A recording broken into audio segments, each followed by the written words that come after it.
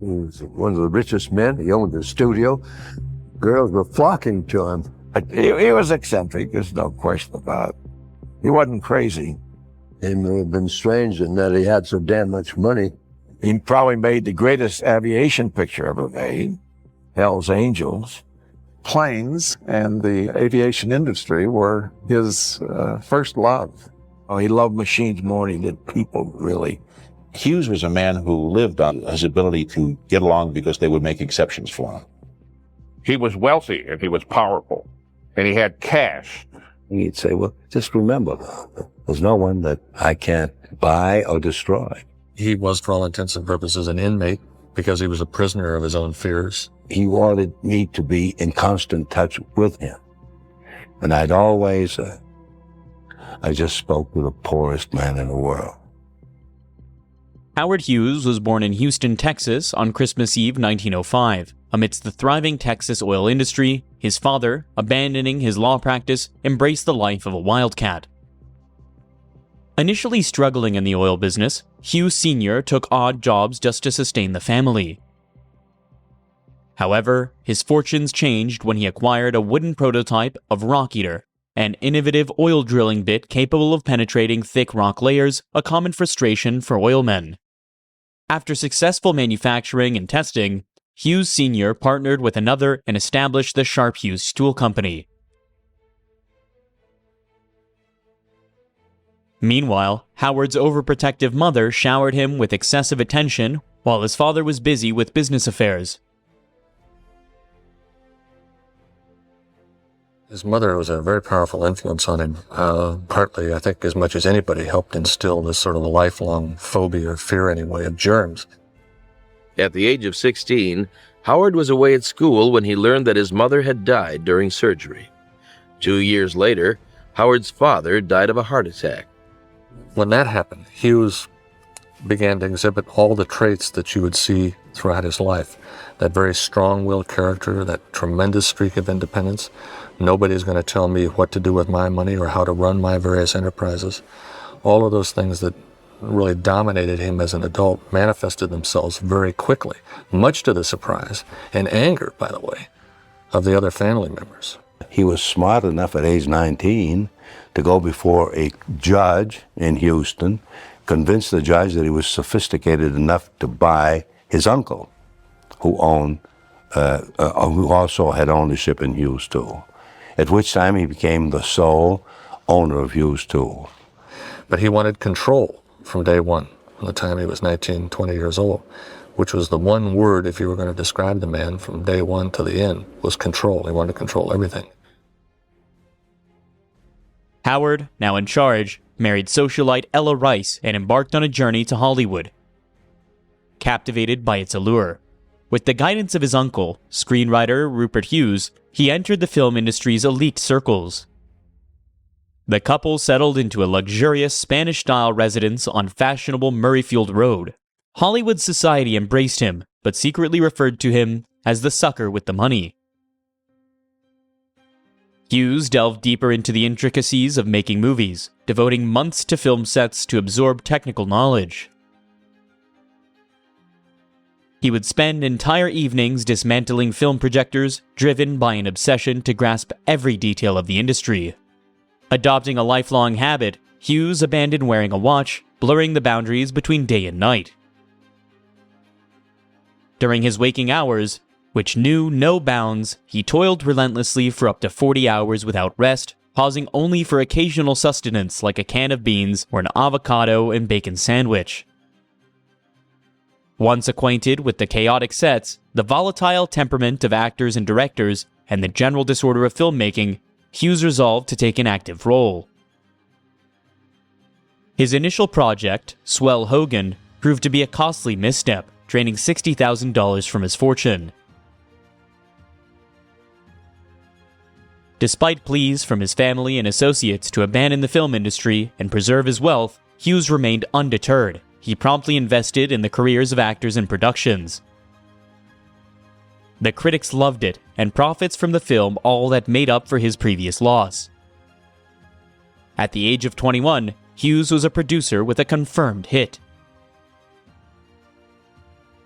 As the spotlight shone on him, Hughes sought to relieve himself from the day-to-day business pressures by hiring Noah Dietrich as an advisor. Dietrich came to work for him in the 1930s when, as dependent as Howard was on the tool company based in Houston, he felt he needed some liaison who would be able to look over the books and advise him as to how it was doing. Noah took the business from that point, built it up to where at times it was earning between $50 and $55 million a year in those days.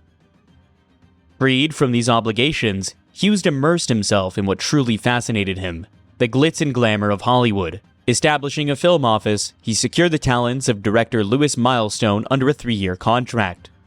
Their collaboration on 2 Arabian Nights catapulted then-unknown actors Louis Volheim and William Boyd to stardom, and earned Hughes his inaugural Academy Award in 1927.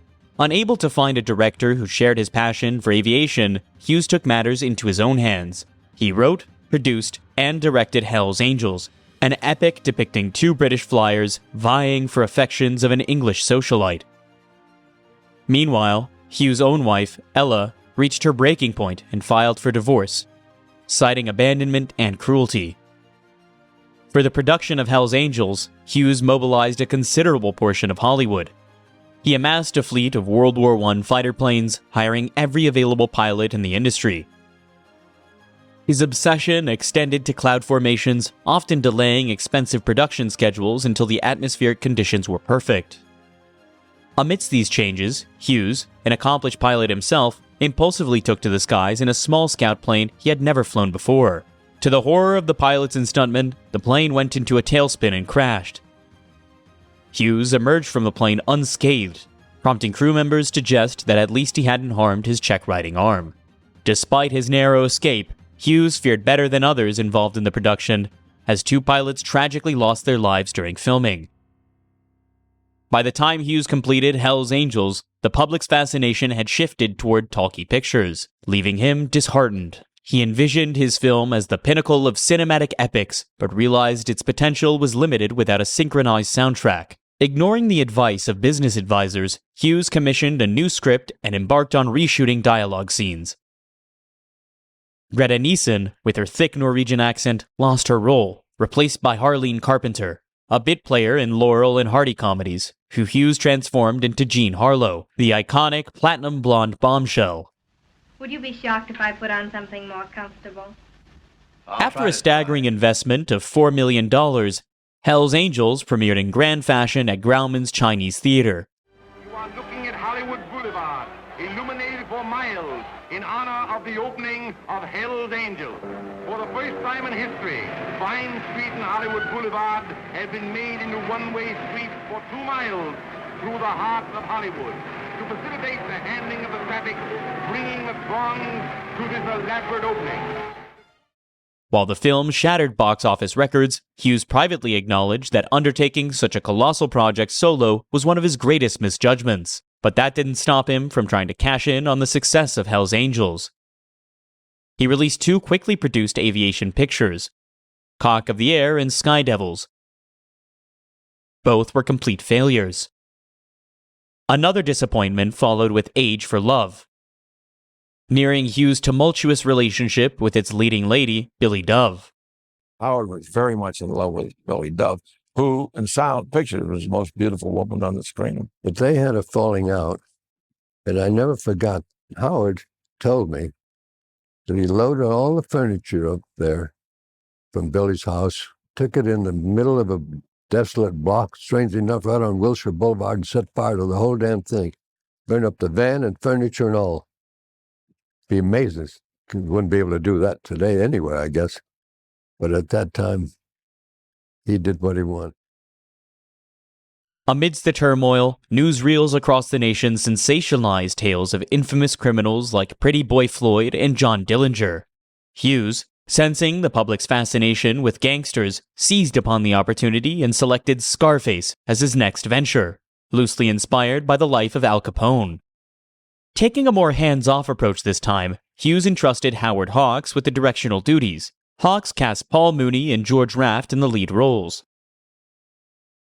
The film, characterized by its depiction of graphic violence, lust, rape, and subtle suggestions of incest, courted controversy. The self-censoring Hays office condemned the movie, demanding a new title and altered ending. Contrary to expectations, Hughes took a defiant stance and sued the Hays office, ultimately securing the right to exhibit Scarface in its original form. He had a reputation for fighting the censors. Was he a great champion of First Amendment rights? And the answer to that is no. But he saw fighting the censors as a wonderful way to drum up mercantile interest in his movies. While Hughes maintained his interest in filmmaking, he briefly retreated from the industry, redirecting his focus towards his beloved hobby of flying. Hughes and his Hollywood companions frequently graced the skies above Southern California.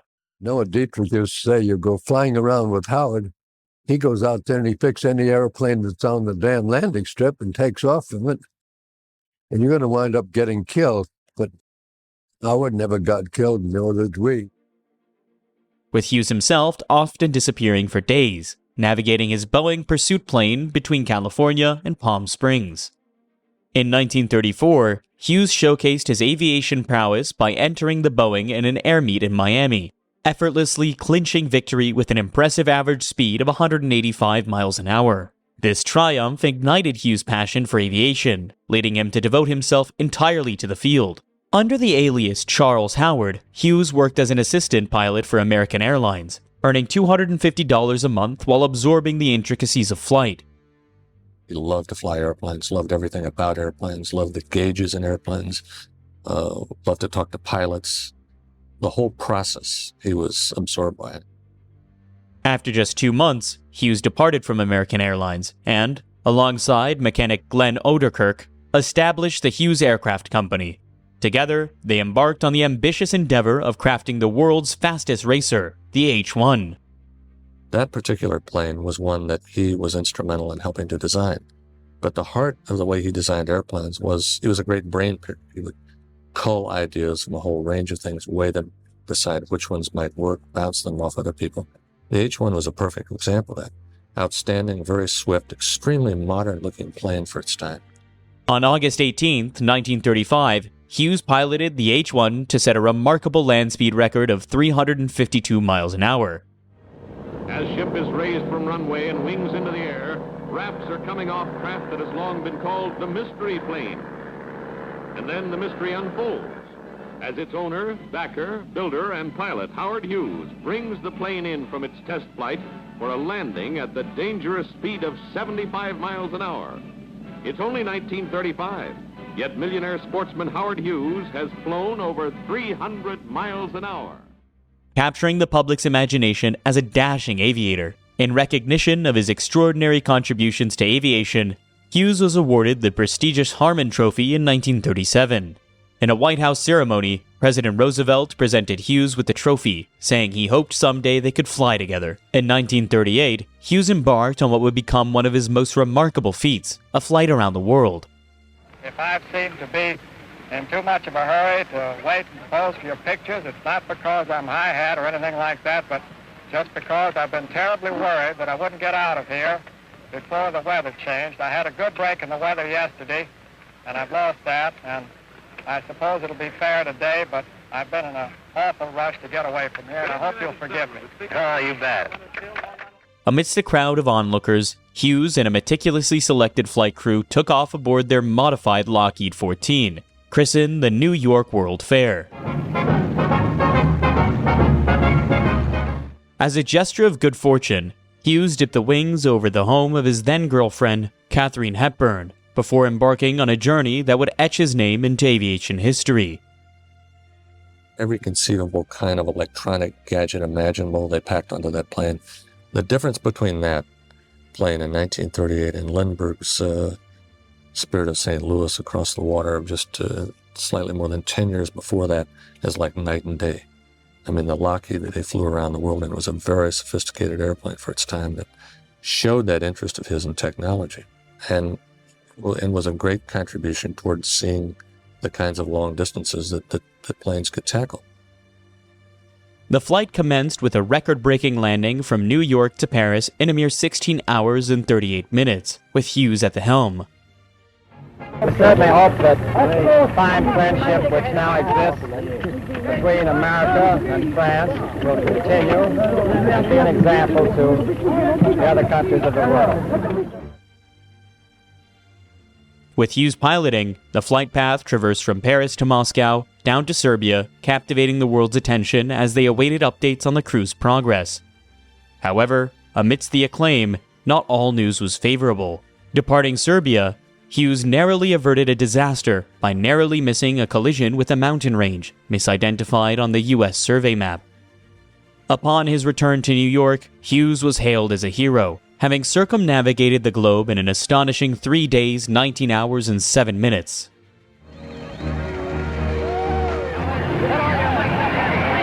I know you're tired. Congratulations. Welcome home. That's for the tired crew. Good luck. Is it true that you lost your antenna last night? What's an antenna?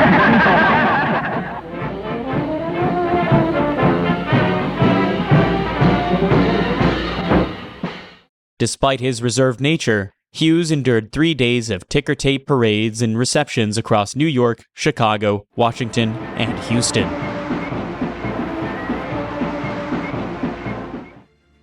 In 1940, Hughes redirected his aviation ventures towards a more pragmatic endeavor by acquiring a controlling stake in Transworld Airlines.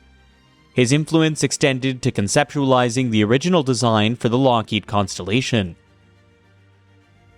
He called us up one day and he said, I want to take a group to New York. It's the inaugural of the new plane that we've just done. It was named after my wife, Connie Moore. It was called the Constellation. So he said, will you put the group together at your house and then meet me at the Burbank Airport? And we're going to do it as a midnight flight.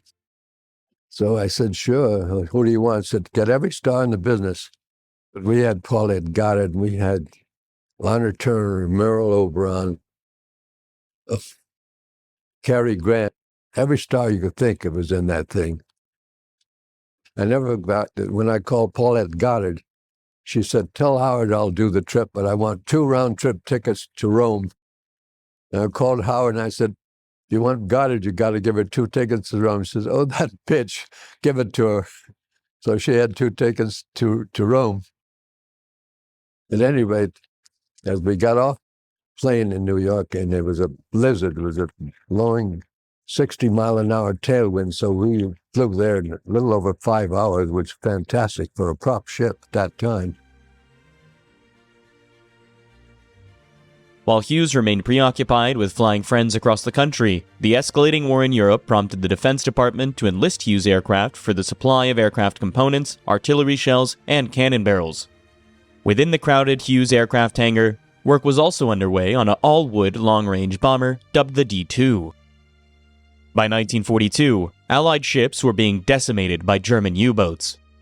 To address the threat, President Roosevelt turned to Henry J. Kaiser, a businessman turned shipbuilder with a track record of success during wartime. And because he'd been so successful at that, the plan he proposed as much as anybody, and talked Hughes into it initially. Let's build these giant flying boats to ferry men and material across the seas. That's the way to get around the German U-boat menace.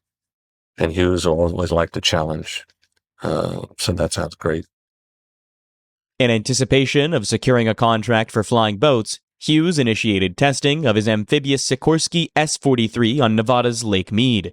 However, during one test, he was involved in a violent crash, making his 4th such incident. Despite Hughes escaping injury, tragically, 2 co-pilots lost their lives in the accident. Recognizing the importance of political connections, Hughes adeptly maneuvered within political circles. He directed his press agent, John Maheu, to host and entertain a group of visiting military officials, including President Roosevelt's influential son, Elliot, who played a role in military aircraft acquisition. Maheu facilitated tours of Hollywood and threw lavish parties, where aspiring starlets vied for attention of the esteemed guests. Those interactions, coupled with Hughes' influential Washington lobbyists, proved instrumental in securing an additional contract for 100 Hughes XF-11 reconnaissance aircraft, an extension for the earlier D-2 design. While Hughes was pleased with securing the contracts, the arduous task of designing and manufacturing the aircraft took a toll on him, leaving him mentally drained. The flying boat is an astonishing achievement in some ways, but one of the most impractical things ever conceived. Building a plane of that size was an enormous undertaking to begin with, but building one out of wood, where you had to measure every particular piece for its density, versus a piece of metal where you know what that density will be, absolutely nightmarish kind of thing to undertake. And it helped as much as anything to push Hughes into his first major mental breakdown, which occurred in World War II, where he went off to the desert of Nevada for several months and just basically had to isolate himself from the calls, from the pressure, from the decisions that went into building that particular. It's also one of the reasons it was not finished before the war was over. Although World War II had ended, Hughes continued production on the flying boat and personally financed the completion of his XF-11. Many of Hughes' Hollywood friends looked on as he piloted the prototype XF-11. As in the past, Hughes insisted on personally testing his aircraft. The flight ended in tragedy as his plane lost a propeller and careened towards a residential section of Beverly Hills. He could have saved himself. All he had to do was parachute out. But something went wrong with the plane, and he kind of fought with the plane trying to find out what was wrong with it. And then boom, all of a sudden it hit. We were going to visit Dennis O'Keefe, who lived on the street about 2 blocks away from the country club. And as we got to Dennis's house, he said, "Christ, Howard's plane just took the top of our roof off the house and landed up in the country club, crashed." And I couldn't believe it. I drove over there, but Howard had been taken away already. He was really banged up. Hughes was swiftly rushed to a Beverly Hills emergency room, where doctors delivered a grim diagnosis. He was in shock, suffering from severe burns, broken bones, and extensive internal injuries, including a crushed torso that displaced his heart to one side of his chest cavity. It's not entirely clear exactly how it affected him physically from then on out, but it has always been assumed that some of his attachment to codeine, which turned out to be a lifelong addiction, stemmed from that time. Despite the severity of his injuries, Hughes miraculously survived and displayed promising signs of recovery during his hospitalization. While he was in the hospital and he began to feel better, they didn't have automatic beds. And Howard designed the automatic bed in the hospital where you can raise the feet or the head or the middle of it. Whatever the hell you want to do, the controls are at the beds, and all the hospitals have those beds now, and Howard designed that bed. Exactly 1 year after the harrowing crash, fully recuperated, Hughes bravely took to the skies again in the rebuilt XF-11. However, the government's response was less than enthusiastic, as it announced an investigation into Hughes' activity as a defense contractor. Mr. Hughes, the papers say that you're going back to Washington. Is that correct?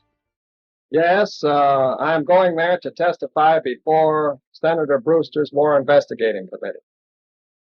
As you know, the committee has caused quite a stir by its investigation of my 2 airplane projects, the XF-11 photographic plane and my large flying boat. $40 million has been paid by the government to the Hughes Aviation Company, and nothing has been thus far received.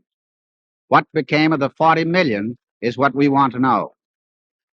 So I ask you this question again, Senator Brewster. During my last trip to Washington, and while we were having lunch in your suite at the Mayflower Hotel, did you or did you not offer to call off this entire investigation if I would agree to merge TWA Trans World Airline with your friend Juan Tripp's Pan American Airways? The hearings commenced on July 28, 1947, in the caucus room of the Senate Office Building, with Hughes' press agent, John Maheu, taking the stand first. Maheu faced questioning regarding Hughes' alleged preferential treatment of government officials, including the extravagant expenditure of $5,000 on alcohol, food, and entertainment for Elliott Roosevelt and his associates. Girls were very pleasant. What has that got to do with aircraft production? They just went along. Every company in the business did it. We're no different. Well, but is it, you say because she was very charming, that's the reason that you charged up $132. That's right. For which would go into the production of airplanes. That's right. And now, will you tell us why you gave her $20 and charged it up to the company to go home if she was very charming? What? You taught me. Listen. Very good. Point one. Hughes himself was the final witness to testify, displaying evident disdain for his accusers throughout the proceedings. Now, will you give me the questions in advance that you want to ask me while I am here? Or will you give them to any third neutral party? Is it not true that you are going to propound the questions for me as I testify and based upon what I testify as I go along? Are you willing to set aside the questions in advance which you will ask me? Mr. Hughes.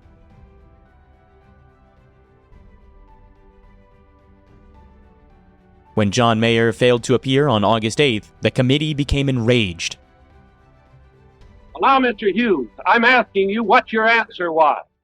And we're not going to have this bickering back and forth. You are before this committee, and you're going to answer the question. You asked me just now about a reply that I made. My answer is I don't remember. Now, the man is taking it down there. Let's ask him. What? Will you bring Mr. Mars in at the 2 o'clock session? No, I don't think I will. Will you try to bring him in? Oh, I don't think I'll try. All right.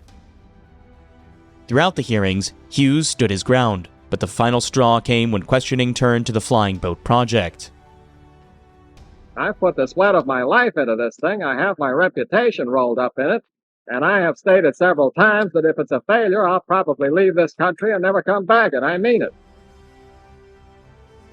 Overall, the committee had made a disastrous misjudgment. They sought to prove that Hughes had profited from his wartime contract, when in reality, he had poured millions of his own dollars into the project.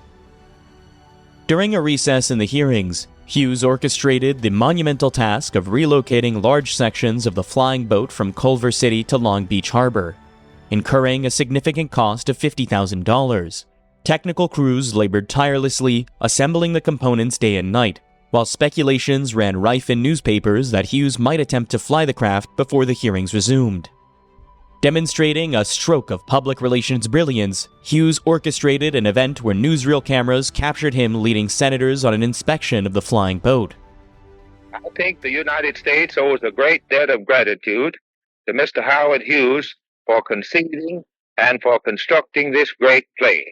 It's one of the most valuable contributions to aeronautical science, I believe, which has ever been made, and will be of inestimable value, not only to aviation, but I believe eventually to the country's security. On November 2nd, 1947, amidst a crowd of thousands of spectators, Hughes confidently taxied the 60-ton craft into Long Beach Harbor. The air giant starts to move, driven by her 8 3,000 horsepower motors.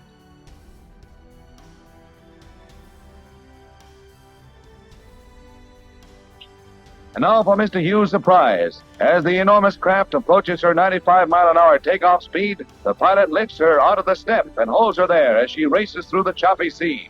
And with the final drive of her engines, 200 tons are airborne, 5 months ahead of time. 70 feet off the water, she stays for a mile.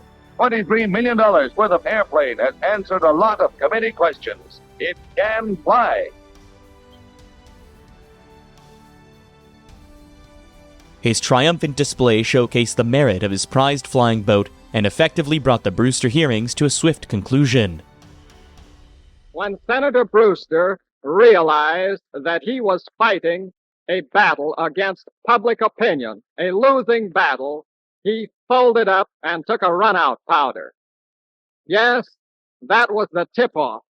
when Senator Brewster hit the road for the backwoods of Maine, that meant the hearing was over. Washington was too hot for him. He couldn't take it.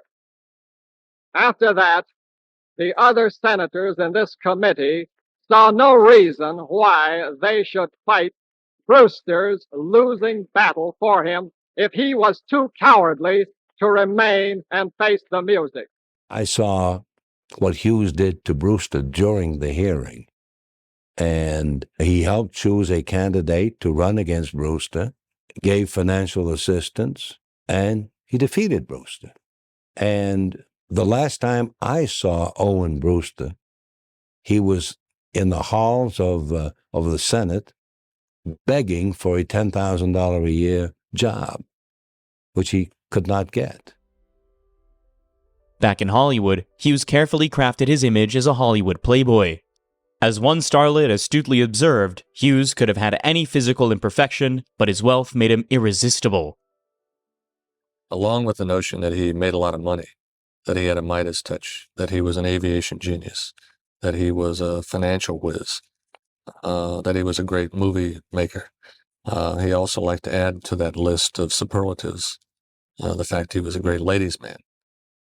Hollywood gossip columns frequently featured Hughes, linking him romantically to numerous glamorous starlets.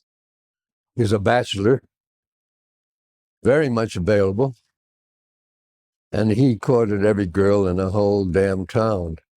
At one time, I'm sure he is dated, which is a kind of a kind word for it, all the girls on the 20th Century Fox contract list. Yeah, Howard, he had them gone, boy.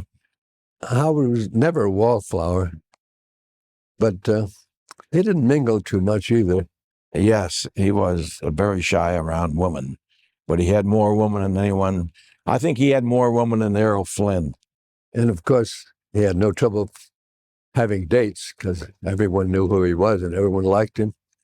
He used to love to go out and he'd dance. He was a good dancer. He was a good rhythm. That guy could jitterbug, Latin dance, anything. He was fantastic. I was at the Coconut Grove one night with Howard Hughes and Marilyn Monroe. I saw him and Marilyn out there jitterbugging like crazy. Marilyn and I were drinking Dom Perignon, and Howard was drinking Poland water. What he did do with a lot of the girls, including Ginger Rogers, he'd have a whole tray of jewelry, and I mean jewelry, beautiful necklaces and brooches and rings. And unless Ginger turned him down, she wouldn't have any part of it because she was his girl for a while. And Katherine Grayson took it. She had that whole tray of jewelry, as I remember. In fact, he offered Elizabeth Taylor $1 million tax-free if she would marry him. But Elizabeth, who was very young at the time, I think she's still in her teens, she turned him down. Very unromantic proposal. Unfortunately, the one trait in Howard that I never liked, and I liked this man very much, but he always told every girl he ever went with that he was going to marry her. Why the hell he said that, I don't know. He was going with Lana Turner, and Lana was madly in love with him. And she thought sure she was going to marry him.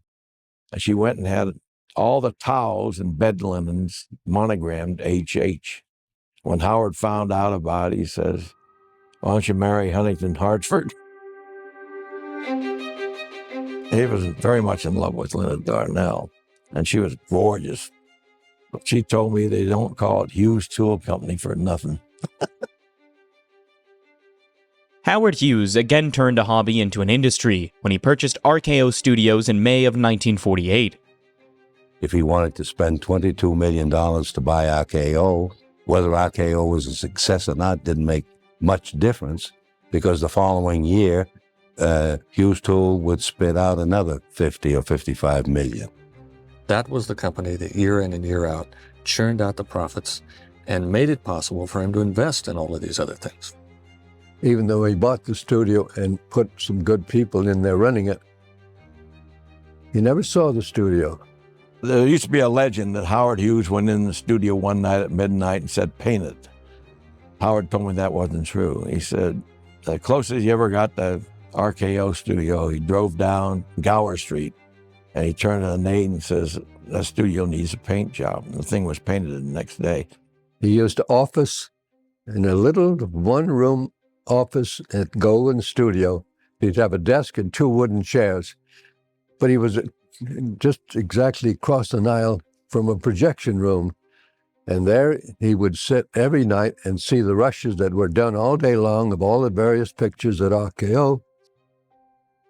And he would sit there and pick out the scenes that he wanted put in, or scenes he wanted cut.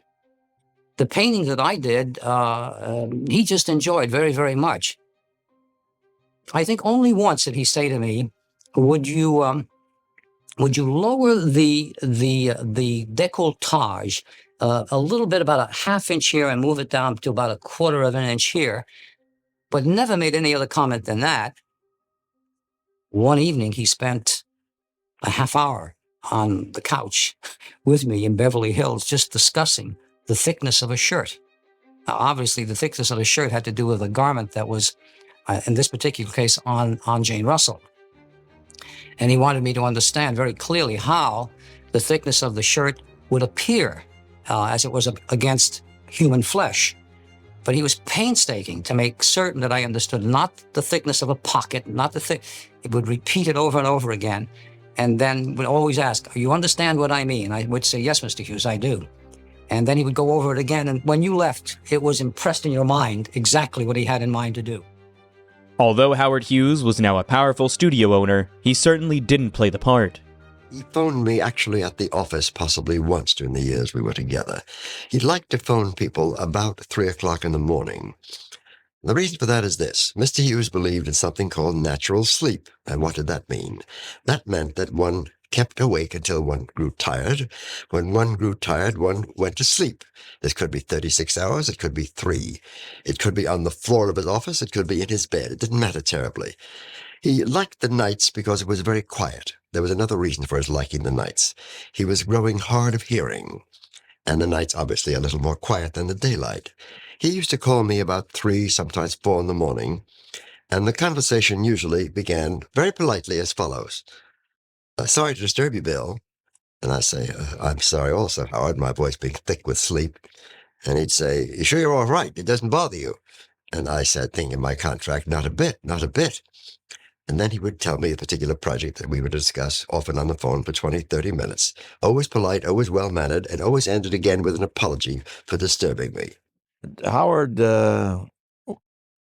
when he'd work maybe 48 to 60 hours at a time, and then conk out. He'd sometimes sleep in his car. He had the cheapest car you could buy. When I used to ride around with him, he had a Chevy, a stick shift, no radio. And I was driving with him once, and I says, "Howard, with all your money, why in the hell don't you get a Rolls Royce?" And he says, "Who do I have to impress?" And he never had a dime in his pocket, never had any money.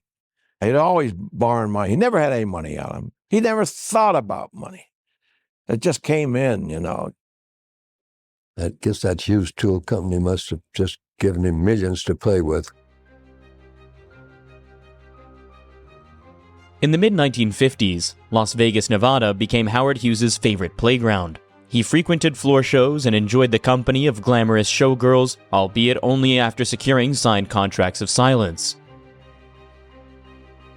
He moved to Las Vegas long before he bought hotels there, because he'd work 48 hours at a time, and then he'd go out and walk around the town. No one recognized him. And he liked it. You know, Las Vegas is a great place to be anonymous. It was in Las Vegas that Hughes purchased one of the few houses he ever owned, affectionately named the Greenhouse. He lived here in the 50s, the very early 50s. And of course, it was about that time that he started to turn into this tremendous recluse. And he never returned here after he left here in 1955, I believe he left.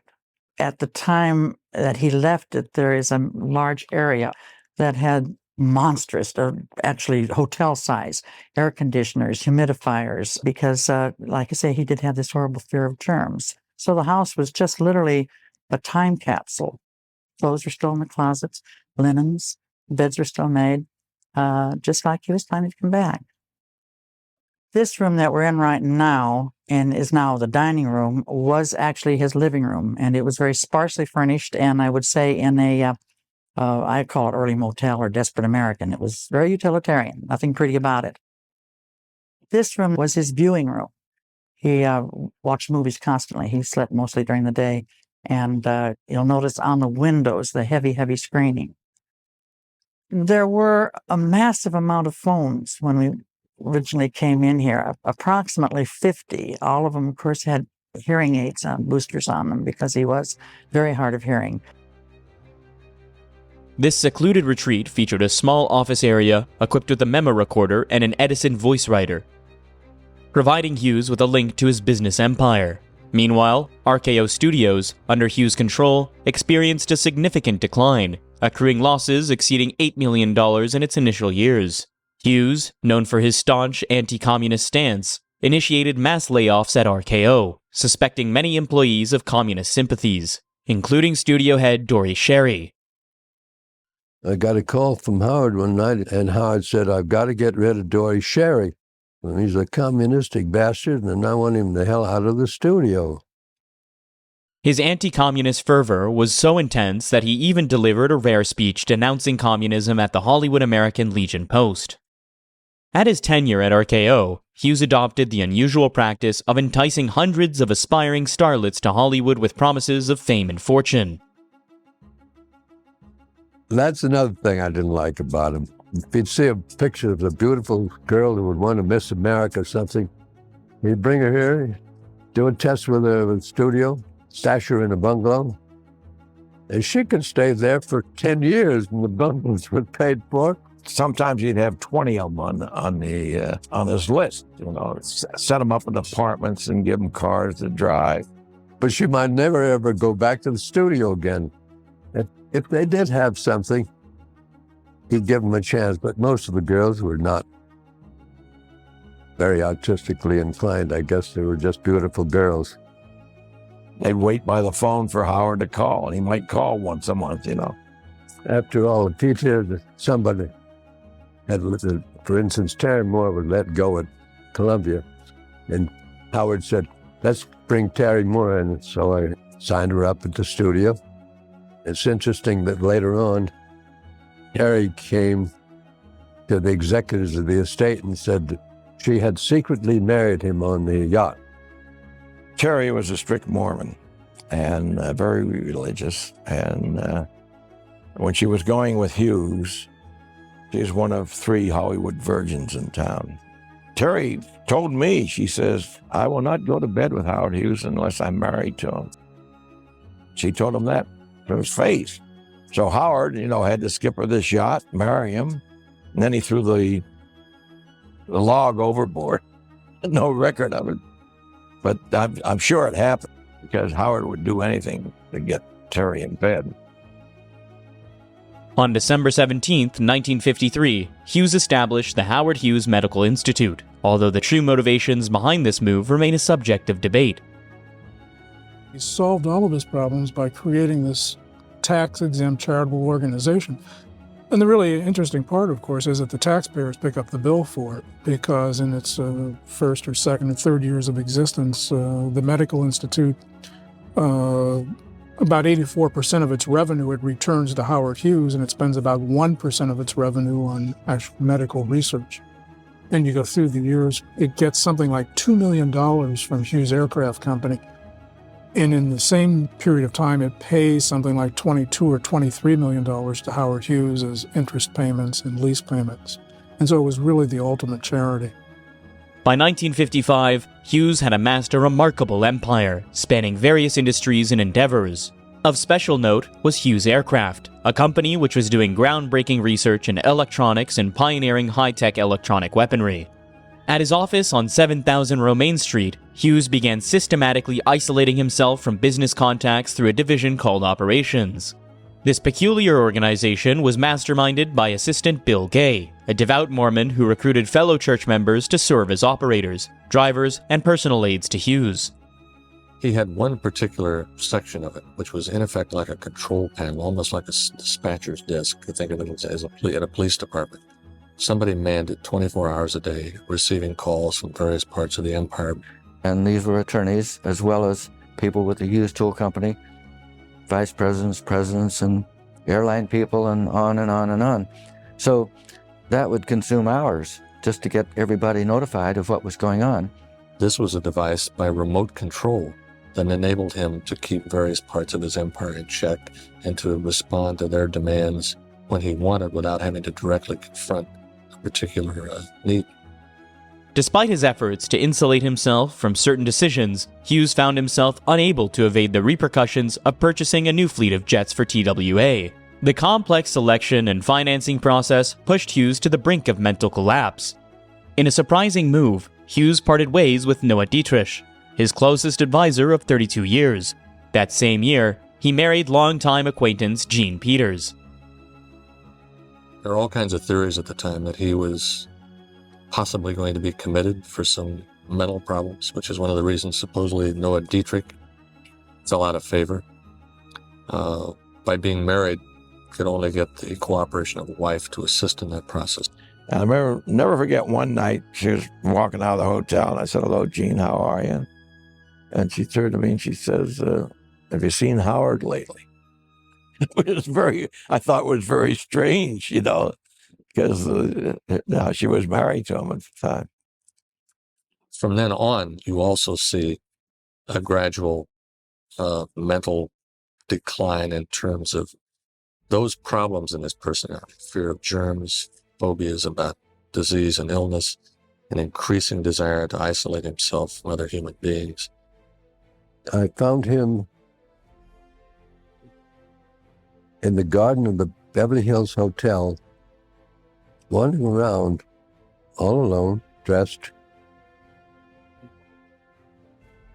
And I said, "What are you doing here?" He said, "I just came here to look around." I said, "Come in and have a drink with him." He said, "No, I'm going to pass, Johnny." And that's the last time I saw Howard. Under mounting pressure from the TWA decision, Hughes sought solace by retreating to the Bahamas, where he isolated himself in a darkened hotel suite. During this time, he planned substantial real estate investments, enlisting the help of former CIA operative Bob Maheu. Maheu had previously freelanced for Hughes, primarily conducting surveillance on ex-girlfriends and recruiting aspiring starlets. Before departing the Bahamas, Hughes contracted Maheu and entrusted him with a more significant role in managing his empire. He explained to me that he did not want to make any public appearances in the future, that he wanted me to become his alter ego.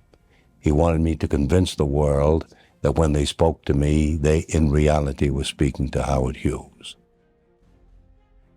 After 6 months of exile from the TWA ordeal, Hughes returned to Los Angeles and took up residence in the Beverly Hills Hotel. There, he began orchestrating a peculiar world within his rented bungalow. Although his room was cluttered with debris, he declared it a germ-free zone, and his staff of personal aides followed very precise methods while attending to Hughes. For example, if you're going to open a can of food, you have to cover your hands with tissue paper. When you take the can opener to open, the bowl that the food goes into must be cleaned vigorously before that happens. When you open a car door for him to get into, you must hold the tissues over the car door. His Romaine Street staff prepared a thick procedures manual for those working closely with Hughes. Step number 3, washing of can. He should first soak and remove the label, and then brush the cylindrical part of the can over and over until all particles of dust, pieces of paper, and in general, all sources of contamination have been removed. He wanted the drapes closed so people couldn't look in from outside. And at that particular time, he had me instruct the people to dip rags in alcohol and wipe all the doorknobs, so there'd be no germs on all the doorknobs. And they had to be sanitized, so to speak. In other words, the windows had to be closed, they had to be scotch taped down and so on, et cetera, et cetera. He wouldn't shake hands with people, and didn't want people touching him. I think we bought up all the cosmetic gloves in Beverly Hills. I don't see how they could make any more movies till they ordered some more cosmetic gloves. You're supposed to keep them on all the time. Little white gloves. It is equally important to me that nobody ever opens any door or opening to any room, cabinet, or closet, or anything used to store any of my things, even for 1,000th of an inch, for 1,000th of a second. I don't want the possibility of dust or insects or anything of that nature entering. Open the door as little as you can and get in before the bugs and everything gets in, and then close it again quickly. That's all. Hughes rarely bathed and went naked with increasing frequency. He spent a great deal of his time cleaning anything within reach with his endless supply of Kleenex. He stopped screening films at the studio and instead had them delivered to the bungalow. His drug use had increased, and a constant stream of messengers hand-delivered bottles of codeine to the Hughes staff. When lonely, he would often call for an aide to sit silently in the bungalow. Well, he was sitting at his table over on there, and there's 2 other chairs in the room, and he, for some reason, just said, "Chuck, that's your chair." So every time I went in there, I would sit in that same goddamn chair. And we didn't talk to him. He talked to you. He said, "Chuck, yeah, what time is it?" So we were there different hours back and forth. So I would get up to go over and show him my watch. And then I'd start to say, "It's 3:30, Mr. Hughes." "Shh, don't say a thing."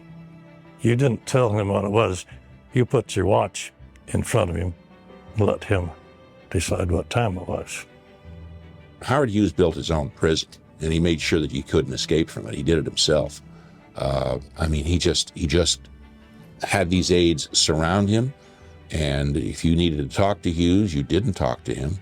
And what's sad is that most of those around him at the time were completely catering to this phobia. There wasn't one person around him who said, "Howard, this is crazy, this is silly, these things aren't going to bother you." I mean, they treated this seriously, like this was a matter of national security. When his fear of germs subsided, Hughes was able to lapse into periods of clear thought. During one of these secluded periods, Hughes successfully negotiated financing for the fleet of TWA jets. The way he worked out the financing was not acceptable in some ways to the TWA president and the executives of TWA. Suit was filed against Hughes for mismanagement. It wasn't too long after that when Hughes, for various reasons, sold all of his TWA stock at a figure which was about 86 per share, almost higher than it had ever been. Well, the check was for $546,549,771 and no cents. Which I believe was probably the largest business check ever written in the United States. That was a fair piece of change. Yes, a fair piece of change. Advised to leave California to avoid hefty taxes on his newfound windfall, Hughes made an uncharacteristic move by traveling by train, first to Boston and then onward to Las Vegas. Under the guidance of Bob Maheu, Hughes was discreetly ushered into the Desert Inn through a service entrance, where he and his aides settled into suites on the penthouse floor. Hughes would remain in near constant isolation there for the next 4 years. His prolonged stay eventually led to tensions with the Desert Inn's owners, who sought to reclaim control of their lucrative high roller suites. Came a time later where they had given an instruction to the security guards that if Hughes was not vacated in 48 hours, that they would bodily come up to the 9th floor and kick him out of the hotel. They were very unhappy when Hughes didn't want to leave, so it ended up that we started negotiations and finally made the deal in March to acquire the hotel. Now, in other words, he bought the hotel because he needed a place to sleep. However, during negotiations, Hughes' tax attorney presented a solution. Casino receipts could be classified as active income, resolving his tax predicament. He was in ecstasy. He called me and he said, imagine this is money from heaven. Are there any more of these joints available? And so after that, we started to buy more hotels. He got excited about it and had all this cash laying around, so to speak. About that time, he made up his mind that he wanted to be the biggest in the gaming business. Empowered by this revelation, Hughes embarked on a spending spree, acquiring ownership of the Desert Inn, Sands, Castaways, Frontier, Silver Slipper, and Landmark casinos. Well, Las Vegas at that time had that image of being the center of organized crime, that organized crime was very deeply involved in it. And Mr. Hughes came in and purchased those casinos that the state felt they were having trouble with, and he was very welcome in that regard. He shifted the emphasis, the public emphasis from Las Vegas, the organized crime people, to Las Vegas, the billionaire industrialist. The state of Nevada granted exceptions for its most renowned citizen. Historically, everyone who asks for a Nevada gambling license has to personally appear before the Gaming Control Board or Gaming Commission. And in each case, he refused to make an appearance.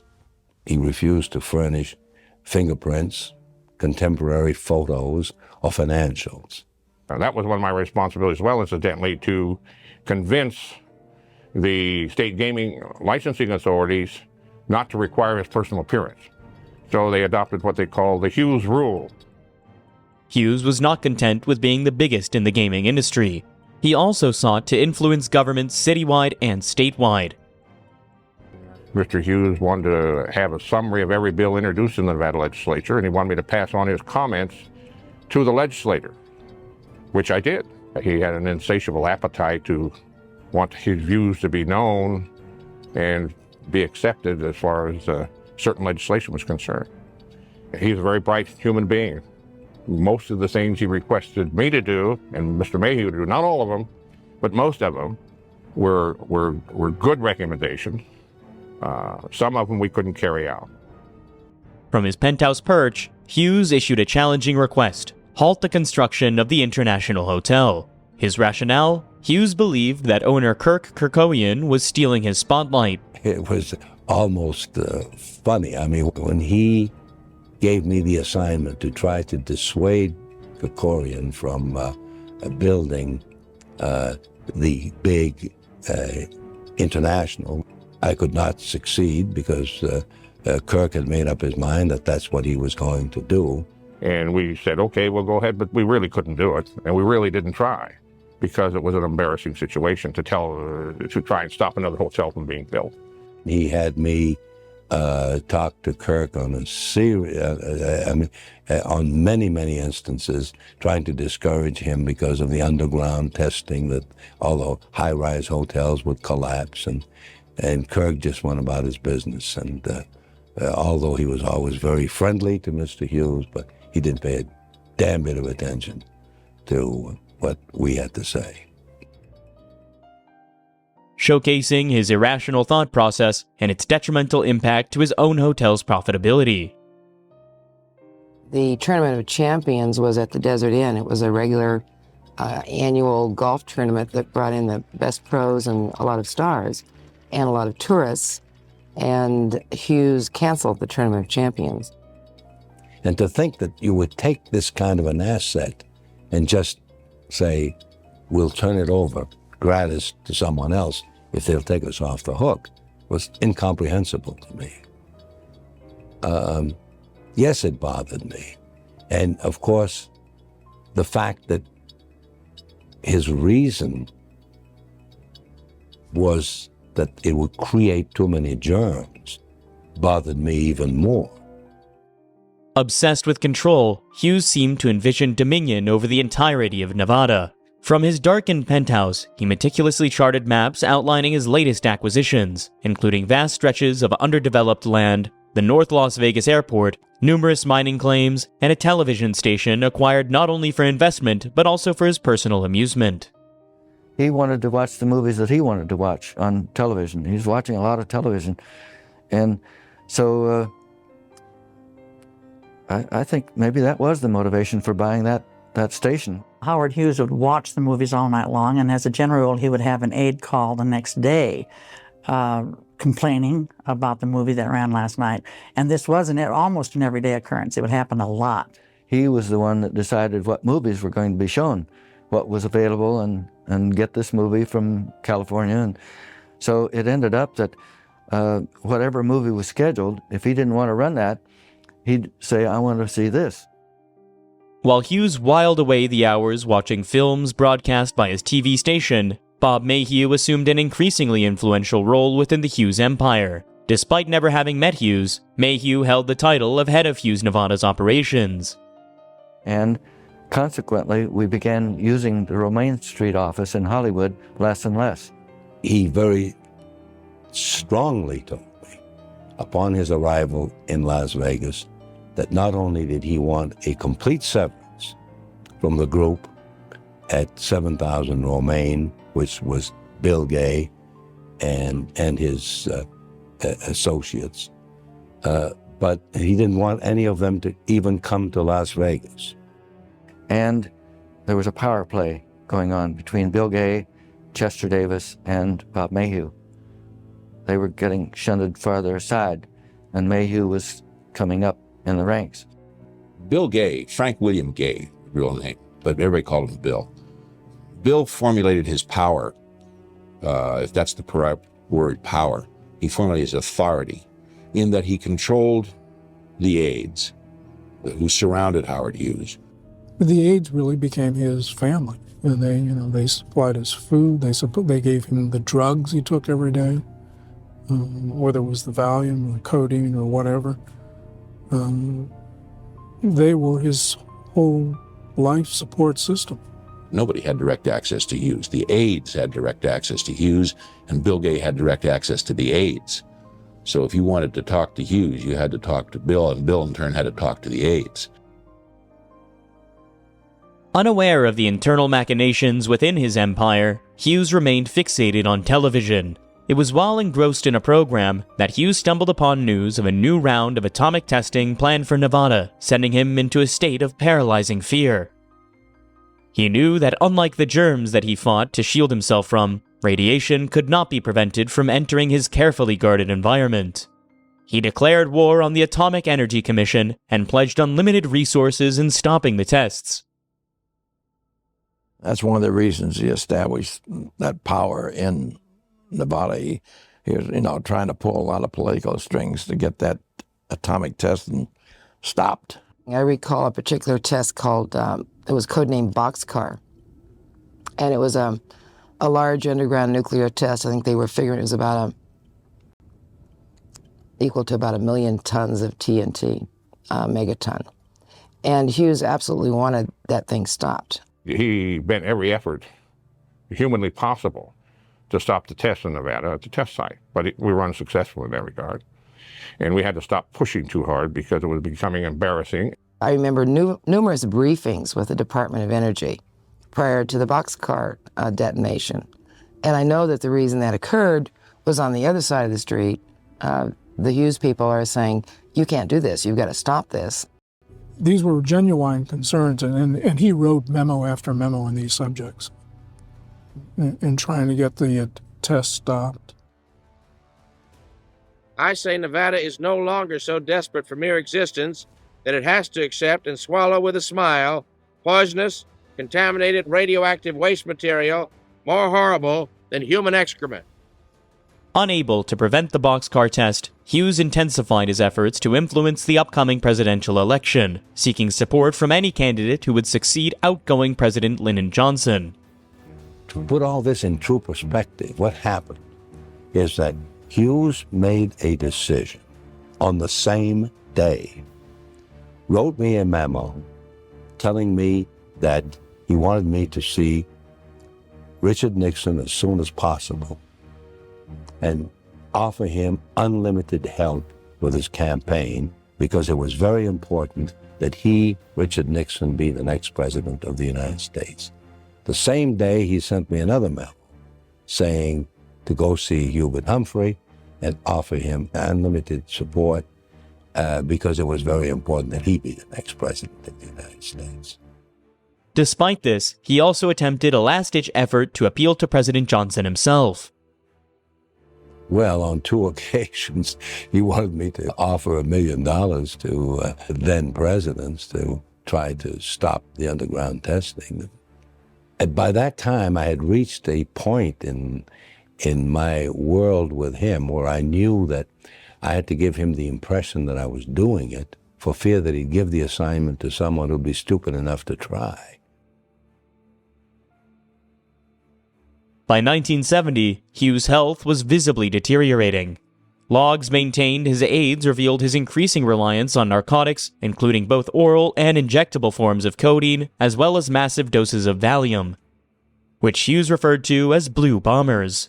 This drug dependency led to chronic constipation, necessitating frequent enemas. Hughes even insisted on preserving his urine in jars stored in the closet of his penthouse. With his health failing, Hughes slept more and ate less. His kidneys suffered from the effects of his 2-decade-long addiction to codeine. Meanwhile, his marriage to Jean Peters had deteriorated to the point where she had not seen him in over 3.5 years, prompting her to file for divorce. In the midst of these personal struggles, another battle emerged between Bob Maheu and Hughes' personal aides, who were tightening their grip on Hughes' affairs. I began to get the impression that some of my memos were not getting through to him. That's probably where Maheu may have misjudged, is that they still controlled the flow of information. And that was the ultimate test. They determined, what information got to Hughes and whether Maheu's information got to Hughes. And that was very critical, absolutely. Communications shut down. Nobody could communicate. I had some very important things I had to communicate through Maheu, through Bob Maheu, and Maheu had no communication with him. They just shut us down. And you obviously sensed something wrong in that situation. I think Maheu was an empire builder, and I think he enjoyed the power and the position that he had in representing Hughes's interests. But I think he allocated to himself certain powers and privileges that were a little excessive. I think jealousy, envy, and the fact that it looked like Maheu was building his own empire within the Hughes empire that caused the demise of Bob Maheu. There's no doubt in my mind that they convinced him that I, in fact, had stolen money from him. And it breaks my heart to think that Howard Hughes died without knowing the difference. On November 13th, 1970, a proxy came over the telecopier in the Desert Inn penthouse. It finalized an action that had been in the planning stages for months. Upon obtaining Hughes' signature, the proxy effectively transferred control of Hughes Nevada Holdings to executive Bill Gay and Chester Davis, a TWA attorney closely associated with the Hughes. On November 25th, 1970, the Desert Inn penthouse was empty. They took this man out of here Thanksgiving Eve. It was a very cold night. When his doctor had told me 2 days earlier that he was so sick that he would not move him from the Desert Inn to Sunrise Hospital, which is not a mile away, unless it were a dire emergency. Well, he clearly was not in good physical shape when he left the Desert Inn. I mean, you were looking at someone who was consuming large quantities of Valium, codeine, other drugs. Interestingly, it was later revealed that despite Hughes' critical illness, the quantities of codeine and Valium made available to him, and apparently consumed by him in the weeks leading up to the proxy's acquisition, reached some of the highest levels in his life. They took this man on this night, waltzed him down 9 flights of exterior fire escape, and brought him to Nellis Airport and flew him to the Bahamas. The contact that law enforcement and that media and that the public had as far as Hughes was Bob Maheu. And Bob Maheu sincerely believed that Hughes was forced to leave here against his will. But there was some confusion as to who was a leader, who was in power, who should the political people listen to. I began getting calls from the casino managers saying that people were moving into the cages. I called the governor. I said, "Has this been cleared with you?" "No." I called the Gaming Control Board. Has this been cleared with you? No. Call the Gaming Commission? No. Maheu was saying, I'm in charge. Holliday, Davis, and Gay were saying, no, we're in charge. And it was like a war. It was going on. One camp was headquartered at the Sands. Another camp was headquartered at the Frontier.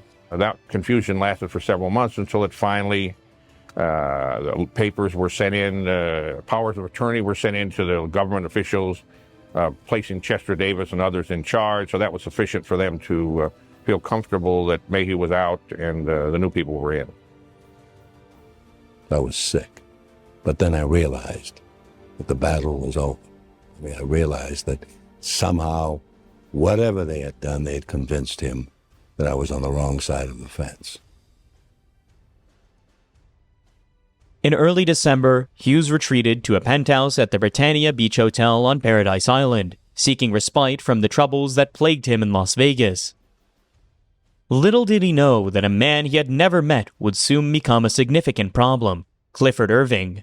Irving, an author with 8 books to his name, including the popular Fake, which centered on art forgeries, embarked on a far more audacious scheme in 1971.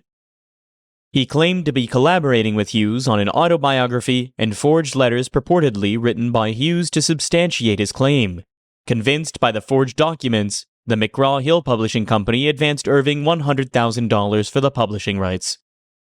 Despite denials of authenticity from the Hughes Tool Company, there was no feasible way to bring Hughes out of isolation to refute the claims.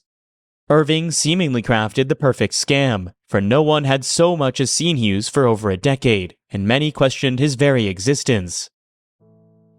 Then it got to be of concern to, I don't know whether it was probably government officials as well as the public. Does Howard Hughes exist? Is he alive? There was a very serious thought in the public and among many people who were in areas of authority that thought he was probably dead. And these people were merely speaking for him. In an attempt to placate nervous Nevada gaming officials, Hughes placed a call to former Governor Paul Laxalt. Hughes' mental condition at the time seems questionable, given the memo that was passed to him before the call was placed. Your conversation should be exactly as the script was outlined to you. Make it most emphatic, with no discussion as to why, just a confirmation. However, it would be a good idea to mention your loss of confidence in Maheu. And you could end by emphasizing your intention to return to Las Vegas after your business trip. One of them said to me, they said, wait a minute, he talked on the phone to your predecessor, and, he was satisfied. Well, I said, I'm not my predecessor. I like my predecessor, Paul Laxalt, but I can't tell on the phone whether this is Howard Hughes or not. In an effort to dispel confusion surrounding the Clifford Irving hoax, it was arranged for Hughes to address a group of reporters via telephone, a group who had known him before his reclusive years. Hughes called me up from the Britannia Beach Hotel in the Bahamas the day before, and he says, I'm going to come out and expose Clifford Irving, a big hoax. And he said, I'm going to have a press conference, which I'll talk on phone. He said, I want you on it. We assembled in this room, and all the other reporters, asked all kinds of trick questions, make sure it was Howard Hughes and not Richard Little. And of course, when it came my turn, I said, I know that voice anywhere. He said, I've heard it too many times. It's etched in my memory. When questioned about Clifford Irving, Hughes simply responded with, I don't know him. However, reporters took the opportunity to probe further, delving into more personal matters. Someone asked him about his report that he had fingernails 10 inches long. And, he laughed about it. He says, how in the hell could I write my name? And all the correspondents chuckle at it as well, like these stories are exaggerated. But the stories weren't exaggerated. He was just that loony at the time.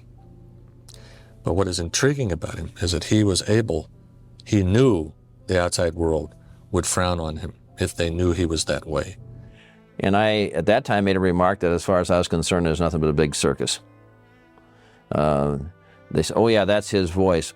Well, what's the big deal? Why don't we just see this voice? If everything is fine And so we had some doubts on whether or not he was really in control of his company. Over the next 7 months, Hughes and his aides embarked on a global journey to evade corporate lawsuits and the relentless pursuit of photographers aiming to capture a glimpse of the elusive billionaire. At each destination, Hughes retreated to the familiar sanctuary of a darkened hotel suite. Constantly medicated, Hughes spent most of his waking hours engrossed in films projected on a screen at the foot of his bed. Unaware of the ongoing TWA lawsuit, he was in no state to engage in the fight, even as executives urged him to sell his namesake, the Hughes Tool Division.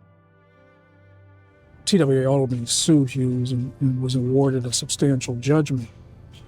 And Hughes Tool Company, which had provided all the money through the years to fund all of Howard's various enterprises, from the filmmaking to the airplanes to everything, Howard gets enormous pressure to sell it. And this is at a time when he's really totally isolated, under the control of the basically the people who are around him every day. But I'm sure he had long-standing feelings of closeness, and he probably had some regret in having to let it go.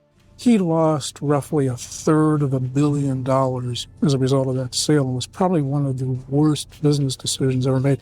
In the 5 years after he sold the company, he had made more than he received for it, which was something like $150 million. And this is one of the times you see the really tragic side of Hughes's life, because he's convinced he has to sell it. He sells it. The judgment, of course, is later overturned. He really didn't have to. One person who gained from the sale was Bill Gay, who now became executive vice president. One person who gained from the sale was Bill Gay, who now became executive vice president. Was supposedly based on word from on high. It wasn't until after Hughes' death that we began to wonder if anybody ever did, if Hughes ever did make those pronouncements. The new executive committee opted to consolidate the remaining Hughes Nevada holdings under an umbrella corporation. The new company that is created for the remainder of his holdings is called Suma Corporation. And when he first sees the name, he doesn't even understand what it is. If you stop and consider all of the companies that Hughes owned prior to Suma were all Hughes. There was Hughes Aircraft, Hughes Helicopters, Hughes this, Hughes Oil Company, Hughes Tool Company, Hughes whatever it was, had Hughes in the name. Suma suddenly became the first company that didn't have a Hughes name on it, Suma. It's one of those really sad points when you realize here is the business that provided the basis for everything that he did is gone, and the surviving business, he doesn't even know what the name means. In March of 1973, Hughes relocated once more, this time to the Inn on the Park Hotel in London. There, he briefly emerged from his self-imposed isolation to agree to a face-to-face meeting with Governor O'Callaghan. We went up late at night, it's after midnight, to meet with him.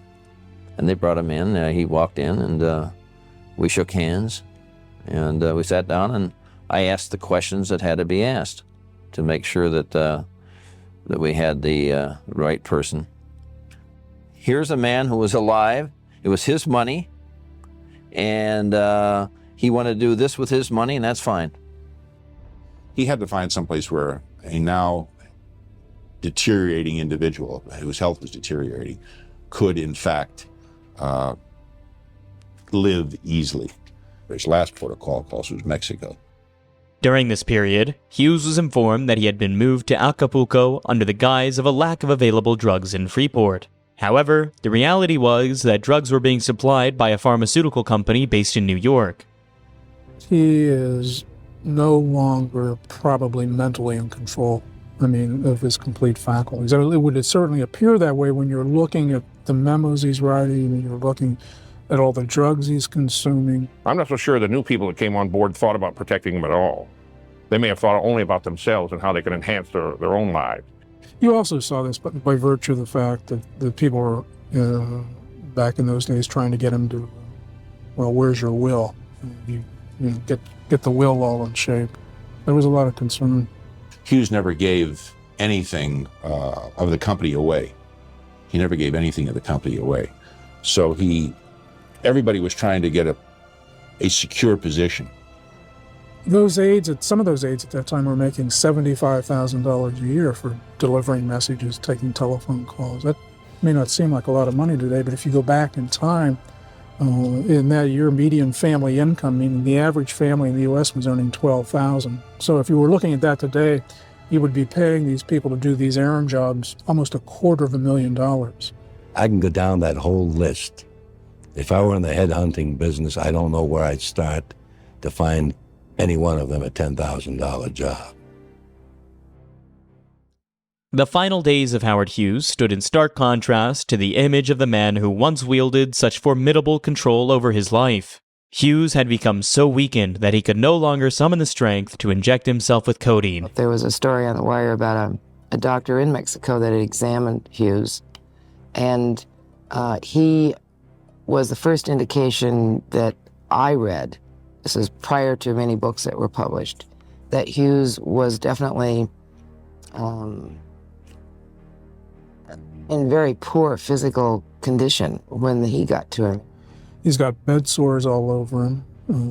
He's got a gaping sore on his head, bruises. And although the doctor doesn't see this, he's got broken hypodermic needles in his arm. And it wasn't the kind of physical condition that had just developed during a week or so of illness. It was the kind of physical condition that apparently developed over many years of either a lifestyle or neglect. The doctor's just looking at him physically and saying, why isn't this man in a hospital? And that's really a sad picture of a person who has deteriorated to that point, and no one really seems to care. And it's not the Howard Hughes that I knew. It was helpless, really helpless. Probably the most striking thing is this picture of a man who basically is all alone. While there are the aides around him and people who have been around him for a long period of time, there isn't what you would call anybody really close to him. I hate to think so, but I think he probably was very sad at the end. He had no more TWA, no more Spruce Goose, no more studio. He just had a lot of money.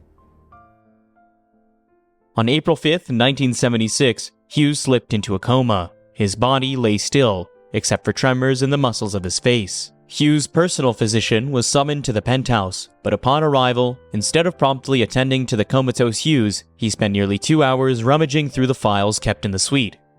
He began shredding documents that were in the hotel.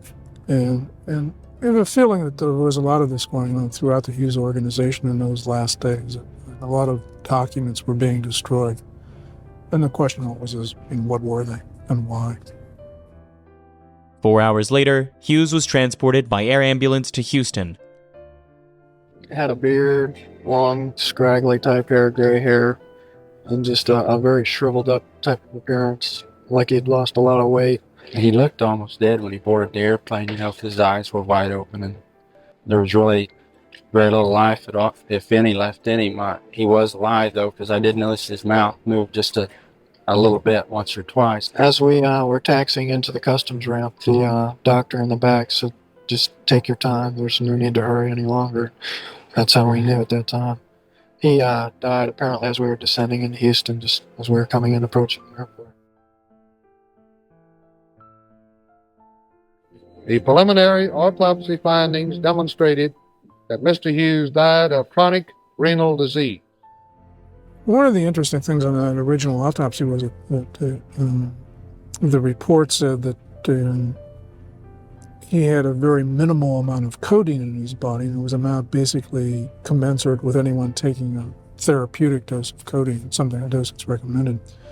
But what you see is that the volume he had in his body, that people in the past had died from such volumes. We did the story that he had a potentially lethal dose of codeine in his body, and up until that point that hadn't been reported.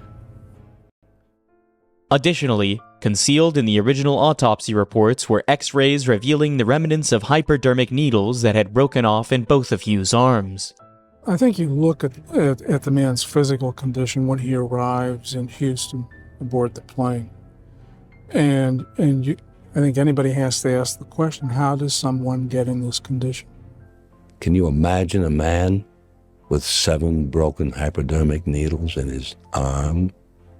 A man who's responsible for having built the biggest medical foundation in the history of man? Having a sore that oozes, a bone that's sticking out of his shoulder?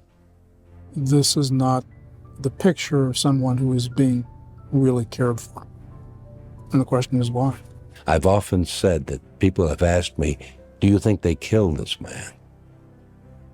And my answer is a very, I believe, fair one.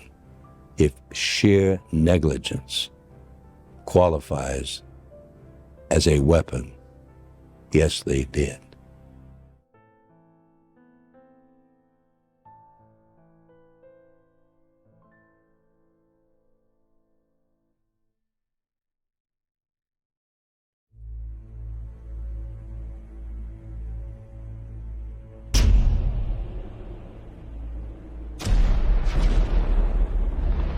As Britain and the Allies struggled for survival in a fierce battle with the Nazis, American industrial might was mobilized to supply them with the weapons and machines to beat back the German onslaught. Millionaire Howard Hughes was anxious to participate in the war effort to do his part to defeat Hitler. His intentions were not completely altruistic. A military contract would also have been extremely profitable. Hughes built the prototype D-2, a speedy wooden fighter/bomber, entirely with his own money and in secret. He hoped to amaze the U.S. Army Air Force with it, but the plane was flatly rejected. Fortunately for Hughes, he had friends in high places. When President Roosevelt declared war on December 8, 1941, he had not only to consider the fate of the free world and the lives of millions of American soldiers, he also had to weigh the risks to his own sons. Elliott Roosevelt was a member of the U.S. Army Air Force. He had received his captain's commission on his 30th birthday in 1940. At the time, Roosevelt was battling for a third term in office, and there were cries of nepotism. But General Henry Hap Arnold, chief of the Air Corps, silenced those rumors.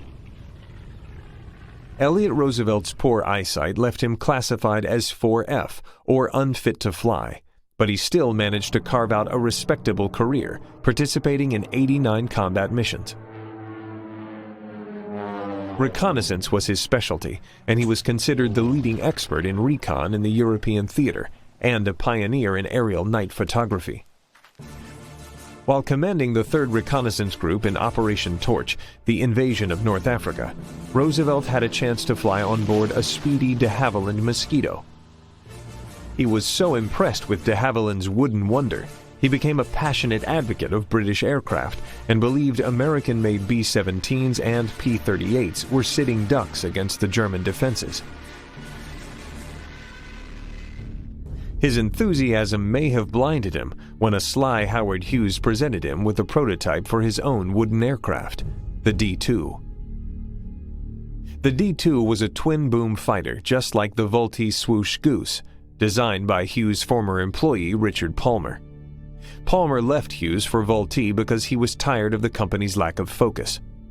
The D-2 also had a remarkable resemblance to the P-38 Lightning. They were so similar, Hughes did not believe it was a coincidence, and he testified to the Senate that Lockheed had stolen his design. Though the D-2 had been rejected by the U.S. Army Air Force, when Colonel Elliott Roosevelt came to town looking for a new reconnaissance plane, Hughes dazzled him Hollywood-style to salvage a contract. The P-38 Lightning had been the workhorse reconnaissance plane for the U.S. Army Air Force, but by 1943, they were looking for an upgrade. Colonel Roosevelt, an expert in recon, was asked to explore what aircraft were in the works that might take over for the P-38. Hughes spared no expense when Roosevelt came to see his plant in Culver City, California. A line of limousines greeted the president's son and his staff at the airport, and they were taken on the trip of their lives. Women and starlets were thrown at them. They were treated to Hollywood's most extravagant parties in the hottest nightclubs. A married Roosevelt was introduced to his next wife, Faye Emerson, an up-and-coming actress with whom he would have a scandalous affair. In the midst of all this partying, there was time to see the D-2. Its Duramold body, a type of plywood bonded with plastic and molded under heat and pressure, would certainly have impressed Roosevelt, who was enamored with a mosquito. By the time Colonel Roosevelt left California, he was sold on the D-2. He became an enthusiastic salesman for Hughes when he briefed General Arnold and his father on the project. Arnold was in a difficult position, as Material Command had already rejected the aircraft. They did not believe Hughes had the facilities or track record to deliver on an order. In the end, Arnold had no choice but to listen to the president's son. He ordered the XF-11, an all-metal and larger reconnaissance version of the D-2. The decision caused an uproar in the Army Air Force, not only because the D-2 had been rejected, but also because they already had a similar plane in development, the Lockheed Chain Lightning. The XP-58 was a long-range heavy fighter which could outperform the D-2, and it came from a known and reliable aircraft and manufacturer, the P-38 Lightning, built by Lockheed. Uproar or not, Elliott had his father's ear. Hughes won a $43 million contract to build 100 XF-11s, a contract that would be worth $500 million today. Unfortunately for the Army Air Force, their worst fears about Hughes came to be. Work progressed slowly on the XF-11. Each of its Pratt & Whitney 28-cylinder radial engines drove a pair of contra-rotating four-bladed controllable pitch propellers. It was hoped this style of prop would increase performance and stability, but the whole system was too complex and ultimately scrapped. As years passed, the XF-11 project, forced on the U.S. Army Air Force, became increasingly unpopular. The original D-2 prototype was mysteriously destroyed in a fire in November of 1944. At the time, Hughes and the U.S. Army Air Force were fighting over who should pay for the original development costs. With the prototype a pile of ash, the two sides agreed to split the costs. It was an accident which was highly convenient for the millionaire. Like the XF-11, controversy followed Colonel Roosevelt as the war progressed. Project Aphrodite was a joint mission between the U.S. Navy and U.S. Army Air Force to destroy heavily fortified German submarine pens and V-2 sites with bomber drones. The pilot and co-pilot would take aircraft heavily loaded with explosives to altitude before parachuting to safety. A mothership remotely controlled the bombers the rest of the way via radio. In later years, Elliott Roosevelt claimed to be in the Mosquito chase plane that recorded the tragic death of Lieutenant Joe Kennedy Jr., brother of future President John F. Kennedy. His plane inexplicably detonated before it reached its target. Elliott asserted that he actually flew through the deadly fireball that ensued, but there is no record of the president's son participating in the mission. There was also some controversy when Roosevelt was finally awarded his wings. General Arnold, who had been forced to accept Hughes' XF-11, also had his arm twisted to intervene in Colonel Roosevelt's final promotion. In January of 1945, Arnold ordered General Carl Spaatz to appoint Elliott, whose poor vision had left him classified as 4F, or unfit to fly, as a rated pilot. The president then submitted his son's name to the Senate for promotion to brigadier general. On April 12, 1945, America mourned the death of President Roosevelt. He had accomplished much during his tenure, guiding them out of the Depression and through the war. As tragic as his passing was, it did untie the hands of General Arnold. He was finally able to put millionaire Howard Hughes in his place. The XF-11 order was canceled a month after the president's death on May 11, 1945, though Hughes was allowed to continue to work on the prototypes. By the time the war ended, Hughes still had little to show for all the money spent on the XF-11. It would be another year before a prototype would fly, and the first flight ended in a crash that nearly killed him.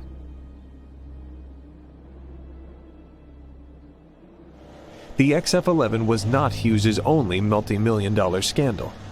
His behemoth transport, the H-4 Spruce Goose, was more of a lame duck and was yet to fly.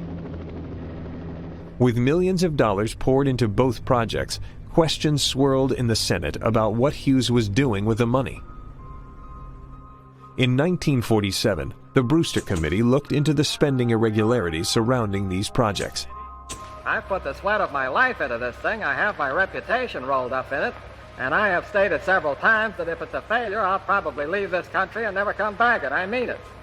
Elliott Roosevelt and Johnny Myers were also called as witnesses.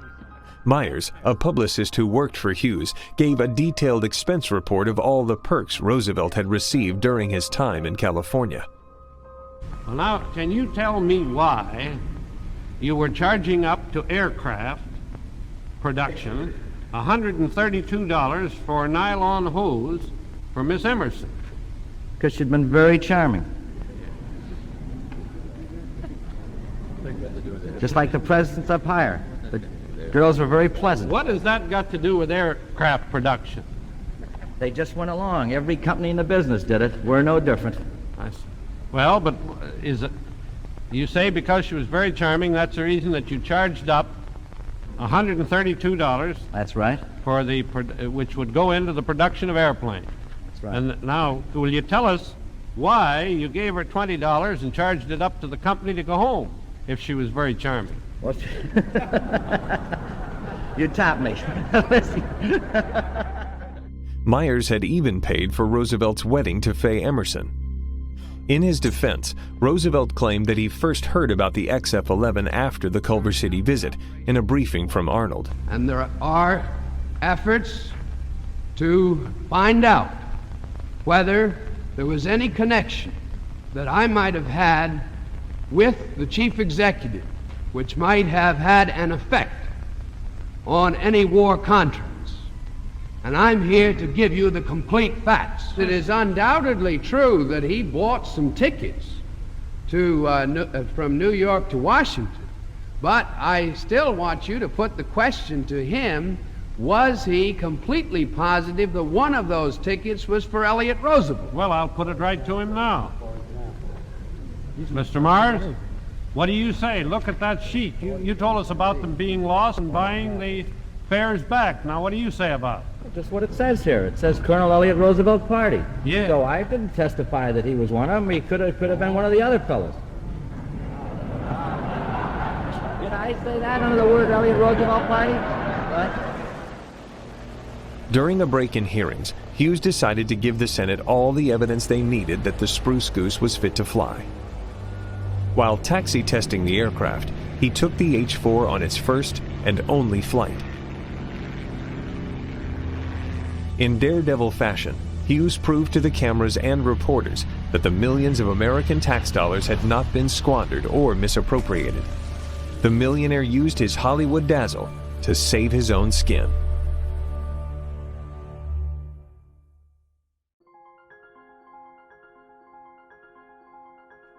Aviation, the art of aeronautics, began with the dreamers, inventors, and daredevils who dared to defy gravity. The journey of aviation was nurtured by pioneers like the Wright brothers, whose first flight marked a historic milestone. The role of aircrafts in world wars was groundbreaking, dramatically changing warfare strategies. This initiated a technological evolution in aviation, transforming the simplistic wings of a biplane into the thunderous roar of jet engines. Let's journey through the ages of aviation. Behind every great aircraft, there were great minds. These visionaries, like Sir Frank Whittle, the innovator of the turbojet engine, redefined air travel. Then there's Skunkworks' Kelly Johnson, the genius behind the SR-71 Blackbird. His designs combined speed, stealth and power, crafting machines that dominated the heavens. The contributions of these pioneers have left an indelible mark on the canvas of aviation, shaping the course of history and inspiring generations of engineers and aviators. Each epoch in aviation history gave birth to extraordinary aircrafts, each with their own unique features and roles. The Lockheed SR-71 Blackbird was a marvel of speed and stealth. The F-105 Thunderchief, a supersonic fighter bomber, was vital in the Vietnam War. The P-51 Mustang, a long-range fighter, was critical in World War II. The P-47 Thunderbolt, a heavyweight fighter, was used extensively in the same war. The A-10 Thunderbolt II, the Warthog, is a close air support icon. The Messerschmitt Me-262 marked a leap forward in aviation technology. Each of these game changers were instrumental in their eras, and their legacies still resonate today. Beyond the game changers, there are those that have transcended their practical roles to become icons. The Concorde was not just an aircraft, it was a supersonic symbol of luxury and speed. The B-52 Stratofortress, a strategic bomber, is an icon of power and resilience. These magnificent machines and others like them have become much more than just aircrafts. They are enduring icons that encapsulate the audacious spirit, the relentless innovation, and the boundless ambition that define the world of aviation.